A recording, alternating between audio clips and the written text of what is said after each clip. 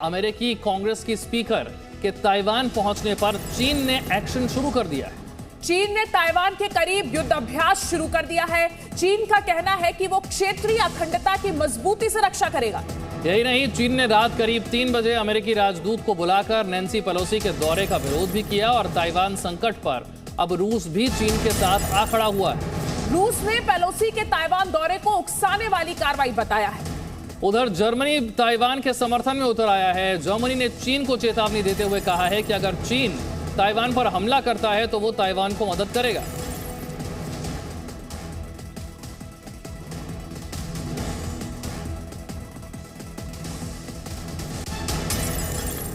Came here, we all did, to listen, to learn from you as to how we can go forward together. We commend Taiwan for being one of the freest societies in the world, for your success in addressing the COVID issue, which is a health issue, a security issue, an economic issue, and a governance. So now we look forward to our conversation about how we can work together, learning from you and sharing some thoughts ourselves on how to protect the planet from the climate crisis. We thank you for your leadership. We want the world to recognize that. But our visit was about human rights, was about unfair trade practices, and it was about security issue.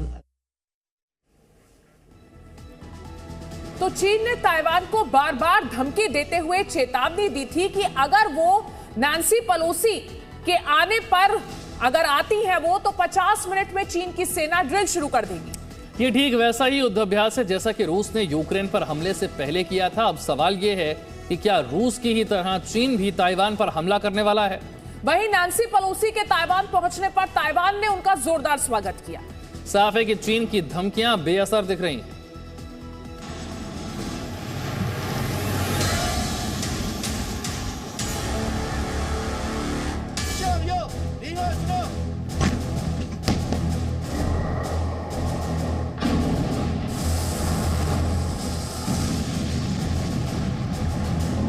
Policy पहुंची Taiwan, भड़का चीन।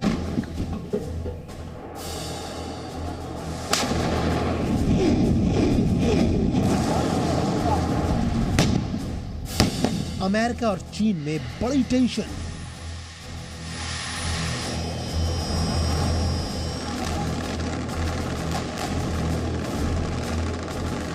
चीन की Taiwan से टक्कर तय।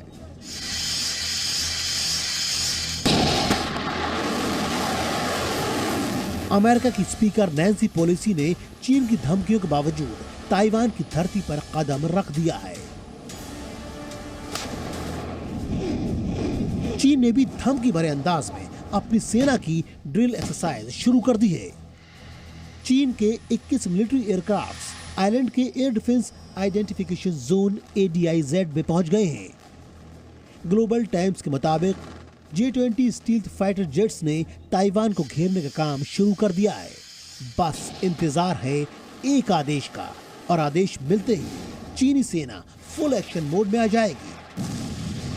चीन ने धमकी दी थी कि अगर पेलोसी ताइवान की धरती पर पहुंचेगी तो चीन 50 मिनट के भीतर ही ताइवान के आसपास सैन्य ड्रिल शुरू कर देगा। इसके बाद कुछ भी संभव है, यानी चीन के निशाने पर सीधे सीधे ताइवान होगा। चीन ने CCTV के जरिए भी अपनी आपत्ति जताई है। 8月2号，美国国会众议长佩洛西不顾中方强烈反对和严正交涉，窜访中国台湾地区，严重违反一个中国原则和中美3个联合公报规定，严重冲击中美关系政治基础，严重侵犯中国主权和领土完整，严重破坏台海和平稳定。 जहां एक तरफ चीन आग बबूला हो रहा है, वहीं अमेरिका में नंबर 3 पावरफुल नेता नैन्सी पेलोसी का ताइवान ने भव्य स्वागत किया है। उनके स्वागत में शहर की बड़ी बड़ी इमारतों में थैंक यू US, वेलकम के संदेश बता रहे हैं कि पेलोसी की यात्रा ताइवान और अमेरिका के लिए कितनी अहम है। पेलोसी अमेरिका से यहां तक कड़ी सुरक्षा में पहुंची हैं। चीन की धमकियों के बावजूद पेलोसी की यात्रा से पहले अमेरिका ने 4 युद्धपोत और 1 एयरक्राफ्ट कैरियर ताइवान के पास तैनात किया था। अमेरिका ने भी चीन को साफ संदेश दिया है। I think the view of a number of senators is that we should close ranks now and not let the Chinese Communist Party try to drive wedges between American elected officials or the White House on whether or not she should be there. She's there. We're supporting the trip and we're closing ranks behind her.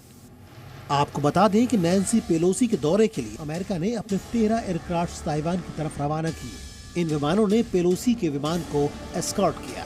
इन विमानों ने Japan से उड़ान भरी है, जिसमें 8 fighter jet जबकि 5 tanker aircraft शामिल हैं। इसके अलावा अमेरिका ने अपने 4 जंगी जहाजों को भी ताइवान की तरफ रवाना कर दिया है। इस बीच चीन के विदेश मंत्री वांग यी ने धमकी दी कि नैन्सी पेलोसी 140 करोड़ लोगों को अपना दुश्मन बना रही है। चीन की हाँ में हाँ मिलाने के लिए उसके पक्ष में रूस भी आखड़ा हुआ है। रूस ने पेलोसी की ताइवान यात्रा को उकसाने वाला बताया है। Мы исходим из того, что существует только один Китай. Правительство КНР – единственное законное правительство, представляющее весь Китай, а Тайвань является неотъемлемой частью Китая. चीन ने ताइवान के खिलाफ 6 तरफ से सैन्य अभ्यास का ऐलान किया था। चीन का मकसद ताइवान को डरा धमका कर रखना है, जबकि अमेरिका बार बार लोकतंत्र कायम करने की बात कर रहा है। लेकिन ताइवान सैन्य ताकत के मुकाबले चीन के आगे कहीं नहीं टिकता है। द मिलिट्री बैलेंस 2002 के डेटा के मुताबिक चीनी सेना 9,65,000 है और ताइवान महज 94,000। चीन के पास नेवी 2,60,000 तो वहीं ताइवान के पास 40,000। अगर एयरफोर्स की बात करें तो चीन के पास 3,95,000 और ताइवान के पास सिर्फ 35,000। चीन के पास 5400 टैंक्स हैं, ताइवान 650। चीन के पास एयरक्राफ्ट्स 3,227 प्लस, ताइवान 504 प्लस। चीन के पास सबमरीन 59 है और ताइवान के पास महज 4। ताइवान और चीन के बीच 36 का आंकड़ा बेहद पुराना है। चीन ताइवान को अपना प्रांत मानता है, वहीं ताइवान खुद को आजाद देश बताता है। ताइवान की अपनी चुनी हुई सरकार है।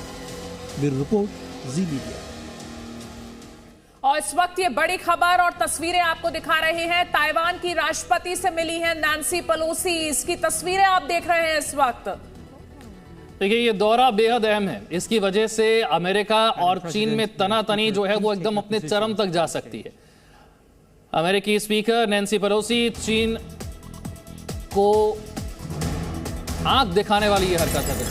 और जिस तरह से ताइवान के राष्ट्रपति से ये मुलाकात हो रही है, इन तस्वीरों के अपने मायने हैं और ये तस्वीरों से जो संदेश जा रहा है ये पूरी दुनिया तक जाएगा, क्योंकि ताइवान जो है उसे चीन अपना हिस्सा मानता है, उसे एक अलग या एक संप्रभु राष्ट्र के तौर पर नहीं देखता, जबकि ताइवान अपने आप को चीन से अलग एक स्वतंत्र एक संप्रभु राष्ट्र के तौर पर दुनिया के सामने रखने की कोशिश करता है। ऐसे में ताइवान का दौरा न करने के बारे में चीन ने अमेरिका को कई बार चेतावनी दी थी और चीन ने नैन्सी पेलोसी के इस दौरे के विरोध में एक युद्ध अभ्यास भी शुरू कर दिया है। लेकिन इस बात से अमेरिका को कोई भी फर्क नहीं पड़ता है। नैन्सी पेलोसी ना सिर्फ पहुंची हैं, बल्कि वो ताइवान के राष्ट्रपति से मुलाकात कर रही हैं। ये एक्सक्लूसिव तस्वीरें आपके सामने। तो ये तस्वीरें आपको दिखा रहे हैं। अमेरिकी house speaker Nancy Pelosi Taiwan पहुंची। एक बहुत ही जोखिम भरा कदम ये अमेरिका की तरफ से, जो पूर्वी एशिया में स्थिति को काफी बदल सकता है और तनावपूर्ण कर सकता है। तो चाइना को चुनौती देती हुई ये तस्वीरें सीधे सीधे आप इस वक्त देख रहे हैं।